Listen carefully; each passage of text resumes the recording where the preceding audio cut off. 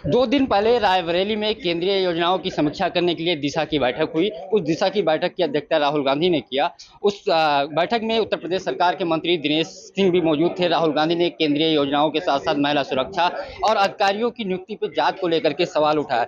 दिनेश जी, राहुल गांधी जो रायबरेली में दिशा की बैठक करने आए थे केंद्रीय योजनाओं की समीक्षा करने के लिए, उन्होंने कई सारे आरोप लगाए। एक बहुत बड़ा जो योगी सरकार है कह रही कि उत्तर प्रदेश में भ्रष्टाचार नहीं हो रहा। उन्होंने केंद्रीय योजनाओं में भ्रष्टाचार की बात कही। करीब 400 से ज्यादा करोड़ की बात सामने आई।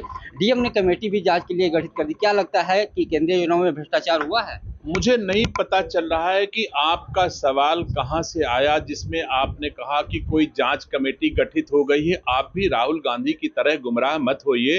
राहुल गांधी जी ने कोई ऐसा सवाल नहीं किया है कि यहां पर भ्रष्टाचार है। ये एक भी लाइन, क्योंकि मैं राहुल गांधी के जस्ट बगल में उस दिशा की बैठक में बैठा था, तब तो राहुल गांधी से मैंने नहीं सुना कि उन्होंने कहा कि कोई भ्रष्टाचार है। उन्होंने ना उत्तर प्रदेश सरकार ना भारत सरकार में भ्रष्टाचार की कोई बात नहीं कही है। मैं स्वयं साक्षी हूं।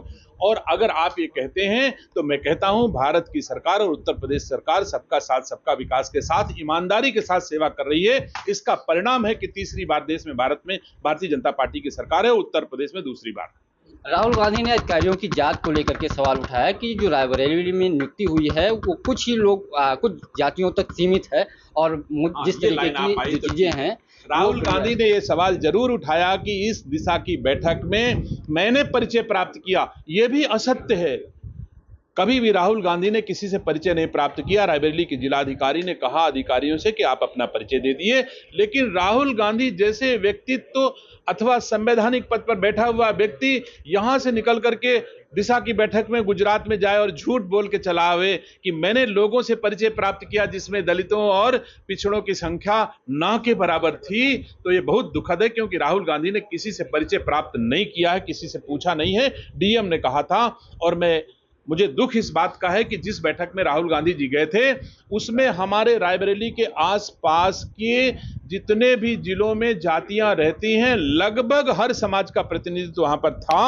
तो मैं नहीं कह सकता कि उसमें किसी दलितों और पिछड़ों का समावेश नहीं था। सब जातियां वहां पर बैठी थी। राहुल गांधी झूठ बोल रहे हैं वहां जाकर के कि वहां पर जातियों का संतुलन नहीं था। महिला सुरक्षा की बात होती है। सरकार एक टोल फ्री नंबर महिला सुरक्षा के लिए चलाती है। राहुल गांधी ने उस बैठक में ही इस बात का जिक्र किया और नंबर डायल किया, फोन नहीं उठा। तो उन्होंने ये कहा कि जब मेरा फोन नहीं उठ रहा है तो फिर और लोगों का फोन, महिलाओं का फोन कैसे उठे? पूरा देश जानता है राहुल गांधी कितना बढ़िया पूछ लेते हैं और कितना बढ़िया जवाब दे लेते हैं। पूरा देश जान गया है।